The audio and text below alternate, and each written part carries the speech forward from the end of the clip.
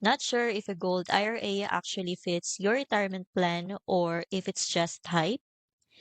Gold and silver have been around for centuries, but they're not for everyone. Let's look at what they really do in a portfolio. Gold and silver are what's called uncorrelated assets. When markets fall, metals often stay steady or even rise, which makes them a useful hedge against volatility and inflation. This guide breaks it down in plain English. You will learn how gold protects your purchasing power and why some investors use silver for long term diversification, not just trends. I've linked this guide in the description. You don't have to guess if it fits your plan.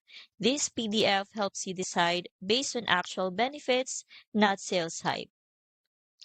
It's part of Augusta's Gold IRA Ultimate Guide, a free bundle with multiple beginner-friendly resources on fees, storage, tax rules, and more. Grab the full Gold IRA Ultimate Guide bundle below. It's free and it's one of the easiest ways to understand how metals really fit into a retirement strategy.